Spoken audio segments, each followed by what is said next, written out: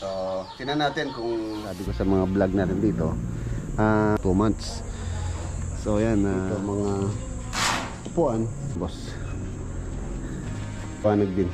Pwede rin namang pwede rin CR ng master bedroom. Tapos ito yung walk-in closet. Tulog ka, maglakad ka ng gising, naitulog. So siguro this week padadala ko na rin yung mga skim coat. Dinirect na natin dito. Medyo marami pong stock ko gagawin. 23 yata. Ito po yung project namin solve.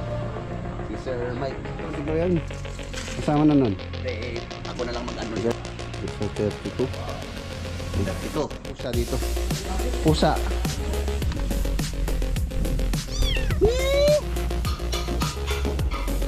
Meron pa siyang doon. Kunin ko kayo. Okay. Iba to. Marami nang nagawa rito. Anong na pala sila dito? Siyam. February, March, April, May, June. So, 7. Hanggang lumitaw yung taco pin. Marami pa naman.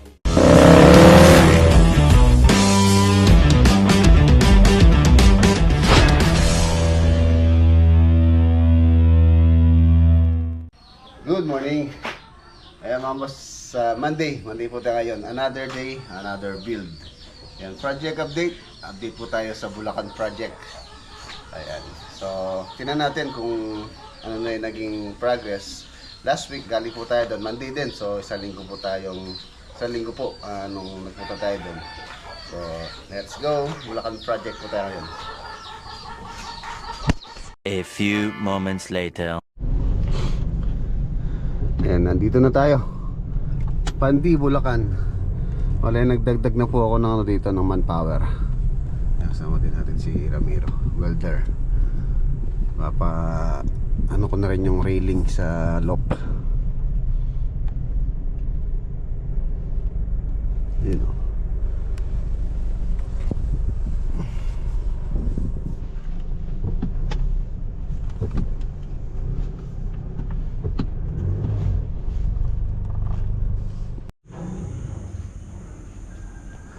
Ayan mga boss, update dito sa Pandi, Bulacan project. Ito po sa lahat ng proyekto, ito po yung medyo critical. Tulad na sabi ko sa mga vlog natin dito, yung mga bago dito sa ating channel mga boss, ako na yung naitatanong yung pong naging delay nitong project nito, yung pong AAC black materials na ginamit namin. Halos na delay po yan ng 2 months. So yan, na-deliver naman na, kaya lang yun nga 2 months po yung na-delay bago dumating. Ano na po ito, kung tutusin, nasa 7 months na po itong project na to. Sa panahon na yan mga boss, kung kompleto lang yung materials natin that time is patapos na po ito, malamang.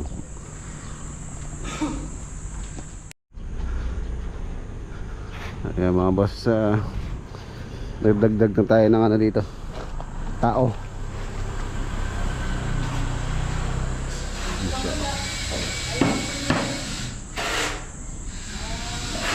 Ito yung kanyang main door. Ang request ni owner dito mga boss, pina-oversize niya, which is yung size ito is 4.5 feet, 4.5 feet by 9 feet. So napakataas po niya yan, 4.5 by 9 feet. Kadalasan kasi mga boss, yung nilalagay po namin is 4 by 8. So yung sa kanya mas malaki siya. Siyempre pagka ganun na malaki yung pintuan, talagang ipapasadya po yan. Wala po tayo mabibili ng ready made na ganyan kalaki. So siyempre pagka alam naman natin pagkapasadya, medyo may kamahalan. So yun, main door. Tapos ito yung sunken. Ayan, hindi yung kanyang hagdanan pababa. Dito mga upuan. Tapos dito yung TV console, yung high ceiling.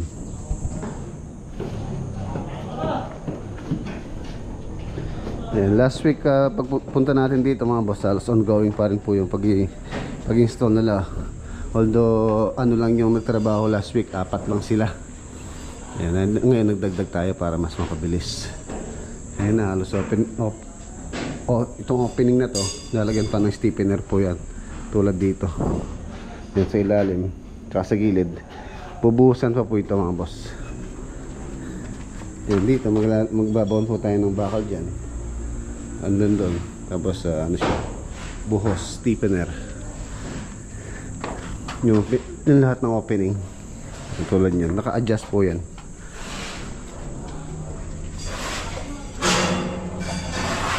Medyo dumilim na.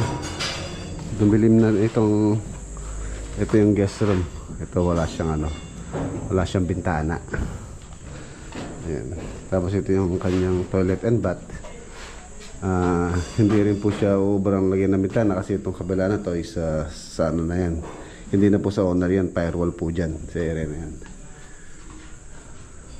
Lagyan na lang namin ng ano yan, exhaust fan or ventilation. Tapos dito pala, ilalagay lang po kami ng ano dito ng ang tawag dito, louvers block. Louvers block para po magkaliwanag din, or pwede rin namang ano, pwede rin glass block para skylight, dahil medyo madilim dito sa area na ito. Wala kang maglagay ng ano dyan, glass block.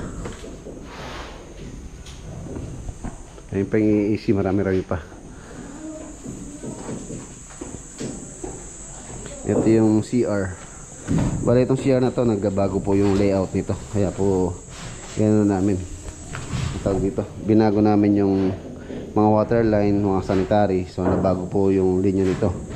Ang original plan kasi dito, doon yung shower, dito yung water closet, tapos vanity. So ang nangyari ngayon, shower same pa rin, tapos yung water closet na move, na relocate doon. So dito yung vanity niya sa gitna.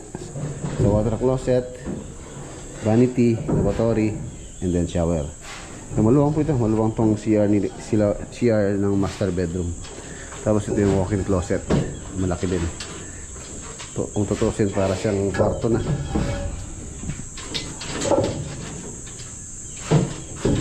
Paling tayo sa taas. Ito yung master.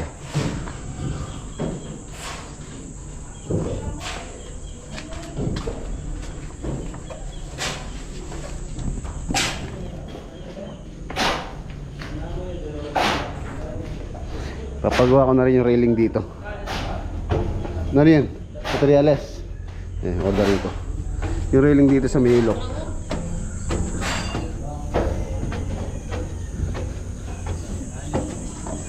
Yeah.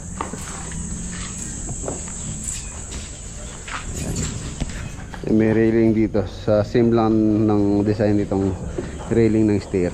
Yan, pag ganyan po siya. Para safety. Safety na rin dahil mataas po yan, no? O mamaya dito matulog ta, maglakad ka ng gising, ay tulog. Bilaglag ka dyan. Pila na kayo kanyang Kenny, Jonel? 8. Ayan, 8 na sila. Nandito si Beastmaster. Parang kip-kip. Si Tata, saka si Ramiro. Nagdagan sila ng 4. Kami mahugot pa ako, dadagdag pa ako rito. Ay ngayong araw pala, pumunta daw si ano, yung nag-install ng membrane, asphalt membrane. Pinapakilala ko po ito para malaman namin kung magkano yung gagastusin. Waterproofing nito, asphalt membrane. Pupunta daw po siya ngayon, kausap ko rin siya. Ayan. Ang gusto kasi ni client dito mga boss, asphalt membrane. Ayan, napakaluwang nitong kanyang pinaka roof deck. So in the future kasi, kung hindi nyo nitatanong, si Kuya Jojo mahilig din po siya sa mga kalapate, or ano din siya, nag-aalaga din siya ng pang-race na kalapate. So dito daw maglalagay siya ng loft dito sa taas. Next week siguro pwede na tayo mag ng mga pintor dito, magmasilya. Tapos may lababo dito. May lababo.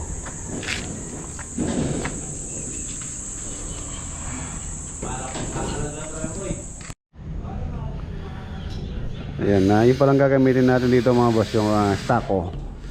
Nasa bahay na, naka-ready na po yun. So siguro this week padadala ko na rin yung mga skim coat. Bali ang mangyayari po dito is primer muna natin ng skim coat na ordinary. Skim coat yung pong meron din nga si contact pang primer sa mga ganitong area, sa mga rough area. So para hindi po masyadong magastos sa stako. So kailangan mo nang i-primer. Pagka po in-apply natin dito yung stako na, yung dinirect na natin dito, medyo marami pong stako ang gagamitin natin. Siguro sa tansya ko mga 3 coat ng kailangan nito para maging smooth. So ano muna tawag dito, skim coat muna na ordinary bago yung finish na stako.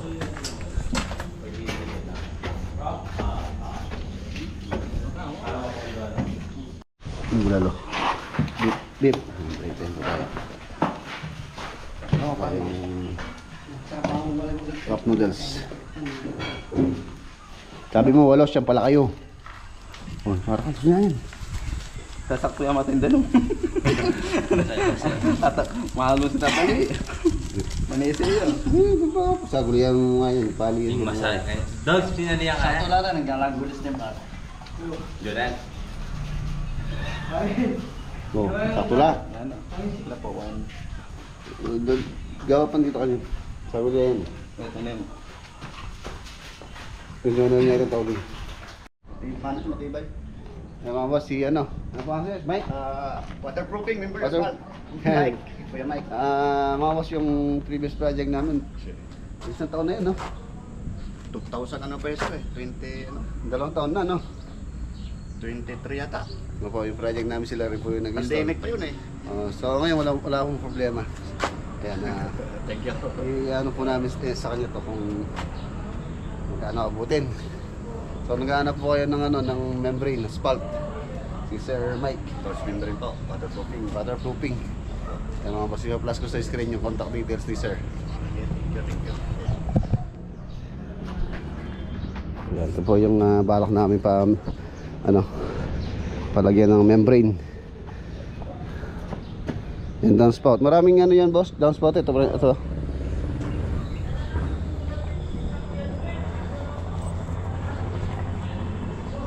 sir. Ayan, sukatin po ni Sir Mike para po 365. This is 365. Last ko na lang yung ano yan. Yung wall. Meron po kasi 20 inches pa sa wall yun. So i-chip pa yung laylayan. 27 lang naman yan eh. Yung wall. 365.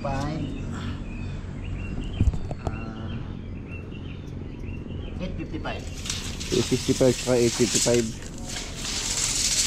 Plus 20 pa yan. Kasama na nun. Hindi eh, ako na lang mag-ano Ikaw na mag-add.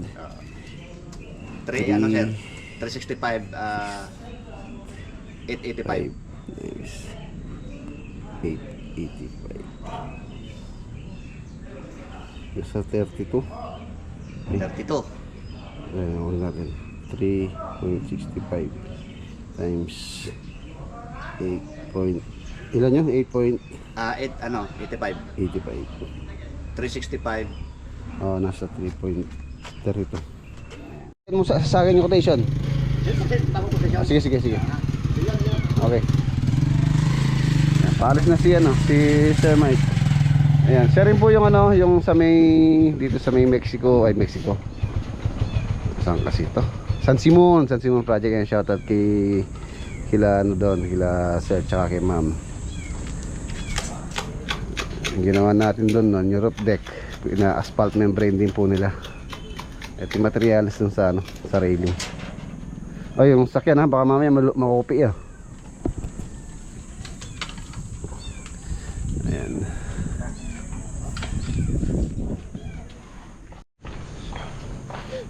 Si materials po nitong railing, 2x itong tubular, tapos dito na tubo, and then square bar. Ito square bar na 16 mm. Square bar. Kasi ito high beam na 20 cm po itong high beam na to, or 8x4 yata to, hindi ko nagkakamali. 8 inches by 4 inches. Tapos checkered plate. Checkered plate na makapal. Tapos pintura na lang po yan ng color black.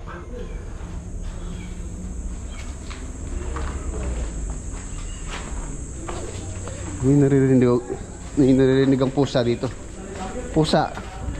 Tinapon niya tayong pusa dito, Jonel. Yun ang anak na pusa dito. Saan galing? Shhh, kawawa. Ayun.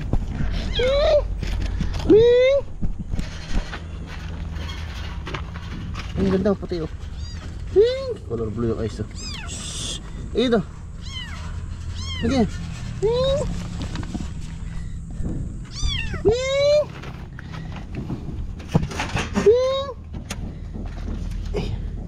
Mailap. Kukunin sana, papasukin ko dun para mapakain nila. Mailap eh. Wali ko. May canopy pa po siya rito, mga boss. Canopy yan. Kasi meron pa siyang ano dun, beam. Meron pa pong ano dyan, canopy. Ganon din dito. Canopy pa yung mga bintana na yan.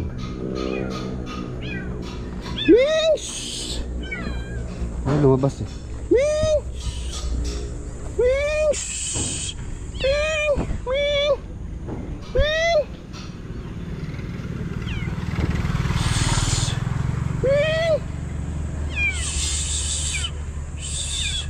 Kawawa oh. Ganda pa naman nila oh. Napawa sa pusa. Mga busisa.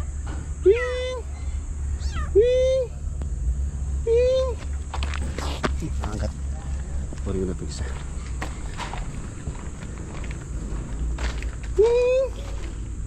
Babae, lalaki? Lalaki? Oh, yung alaga na. Oh, ang ganda nyo. Kulay blue. Babae, lalaki? Lalaki. Yung kapatid mo nandun.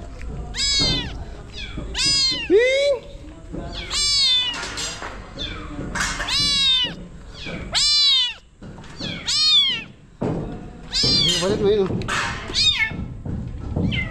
Kahit mo sila oh. Kainin natin. Kainin natin ang sabaw. Sinigang ulam nila.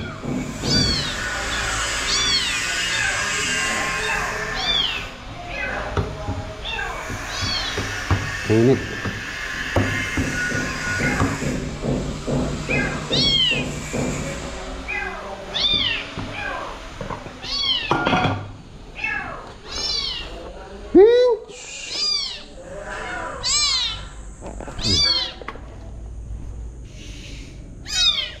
Ay.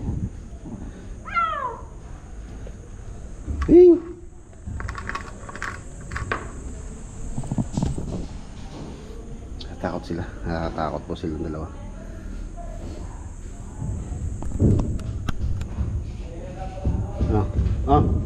Shhh. Shhh. Ayun, gutom na gutom.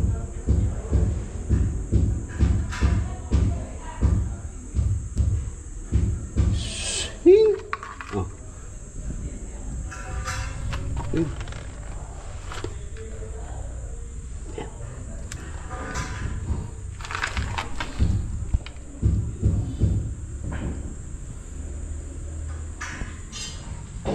Oh my God. Ano yung kapatid mo?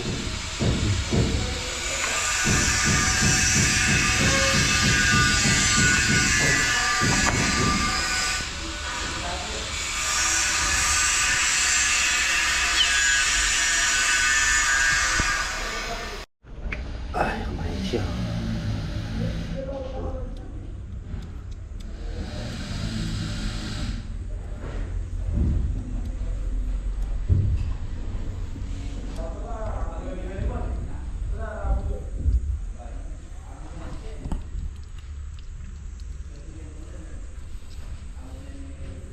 Gutom na gutom.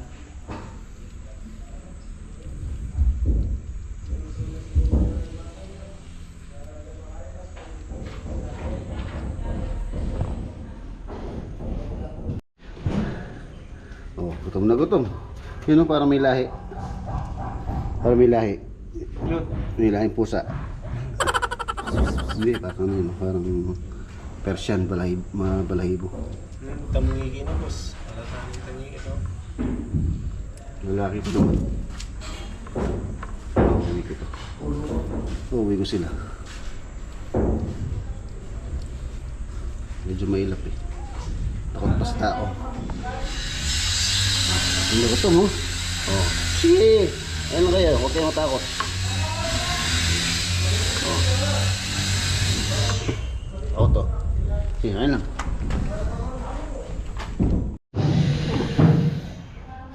Hing!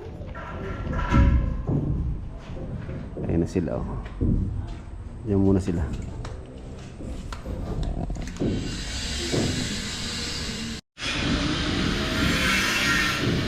Ayan, humaamo na sila. Kanina ayaw nilang pahawak ngayon. Ayun na.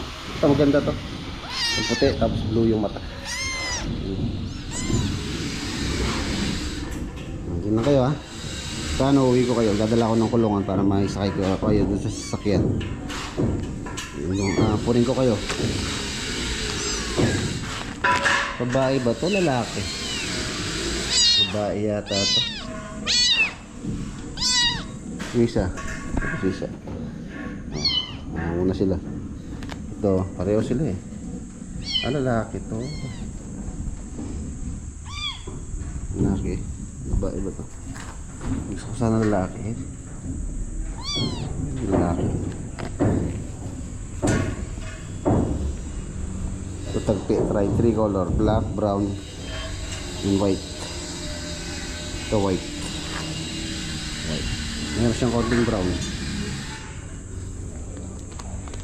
Hindi lang kayo. Huwag na kayong alis dito. Ibiling ko kayo sa mga gumagawa dito para pakainin kayo ha. Kabalik ko, dadala ako ng kulungan, uwi ko kayo dun sa farm. Lamponin ko kayo. Yan niya kayo. Kapatid.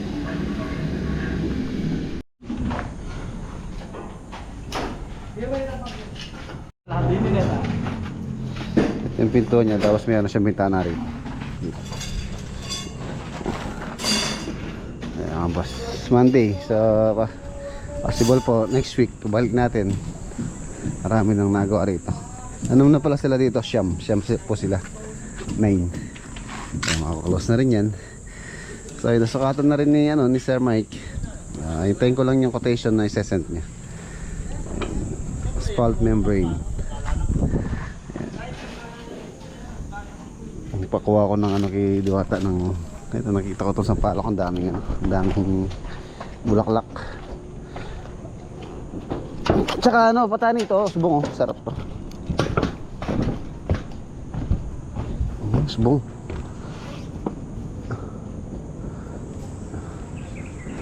Bulaklak oh. Kuha tayo. Sarap to sa Sinampalokan.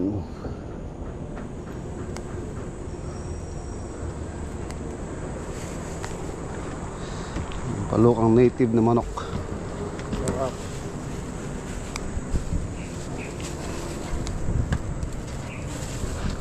Tinumis.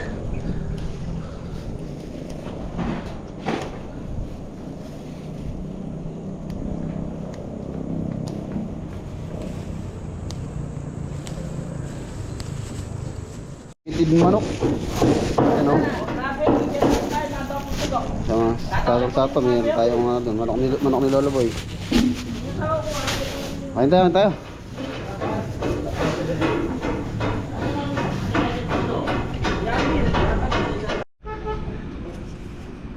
So ayan mga boss, iwan na po natin sila. So ito na po yung project. Delay na po ito. Actually 7 months na yan. Sinimulan namin to November, December, January, February, March, April, May, June. So 7 months na po this June to. Naiintindihan naman po ni owner na siya, na delay kami. So yun nga pong materials na ginamit dito. Yun po yung cost ng delay din. So yan.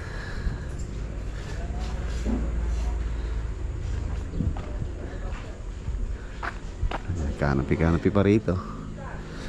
Malapit na rin ano to, finishing na talaga. Actually, hindi pa masasabing finishing tong ano na to, itong ginagawa namin dahil structural pa lang po. Ayan, ongoing pa, hindi pa nabubuo yung structure. So pagka nabuo na yan, pagka nag-umpisa na silang masilya, so doon pa lang po natin i-consider na nasa finishing na tayo. Tapos yun, may pagagawa ko na rin itong mga pintuan. Itong pintuan dito, meron na rin design na sinend sa akin si owner. Ayan. Tapos ito pa lang side niya mga boss, wala po siyang tiles. Ayan, ang gusto kasi ni owner dito is industrial finish. So industrial finish, concrete topping lang po ito. Tapos ano lang siya, dito hasain hanggang lumitaw yung mga stone, graba. Tapos ano lang nun, polish lang. Ganun din po dito, wala pong tiles. And then dito wala siyang pintura, ano lang siya mga boss, stucco finish, stucco, apply ng stucco. And then ilalagyan po siya ng ano, i-apply siya ng top coat. Ayan.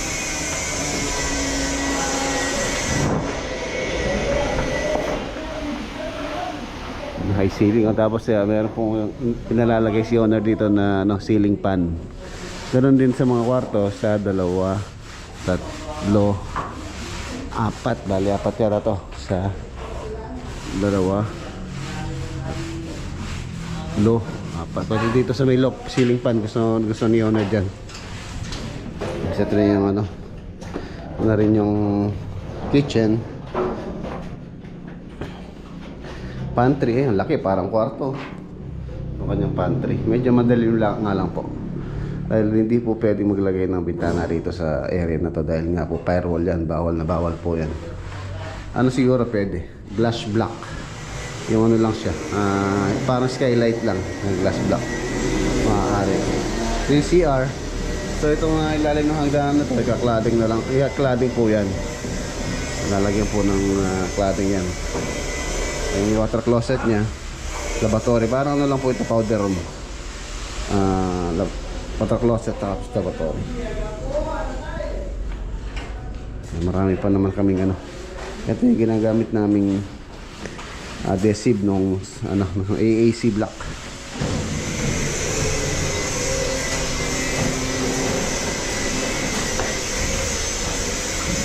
Siyempre pagka na-delay yung project, may posibilidad na ano po tayo, matalo or malulugi tayo dito sa project pagka ganitong delay ng delay.